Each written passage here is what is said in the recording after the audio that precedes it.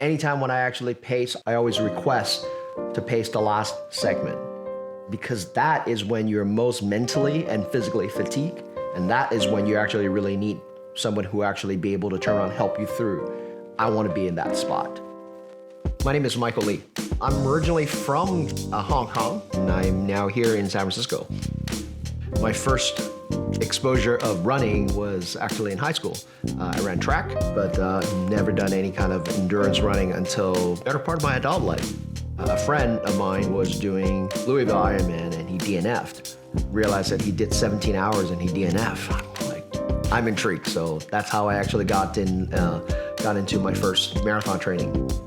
I actually signed up through a program called Team in Training. Through that, I was introduced to a mentoring system. They have professional coaches that actually teach you through how to get ready for your first marathon.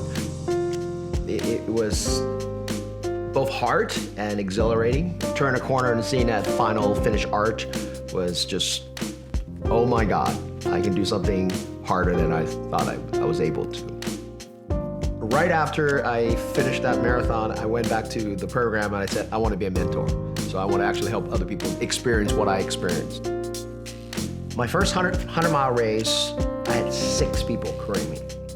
Having the people there was kind of more like a security blanket.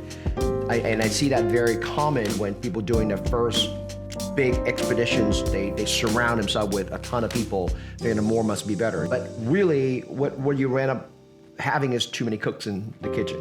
And having somebody who really know how to lead and how to have gone through that experience, they will be able to turn around and actually set you right in the right space, say the right thing to you at the right time.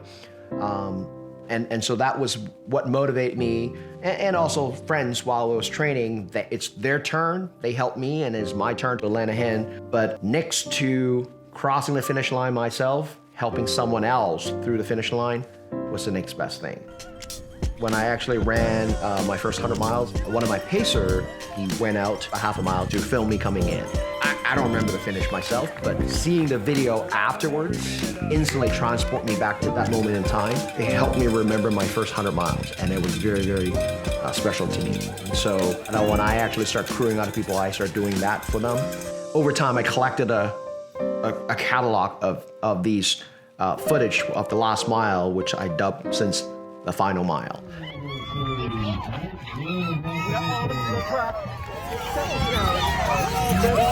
Yeah! Dig deep, come on! This is it. This is it. The shoot is right here.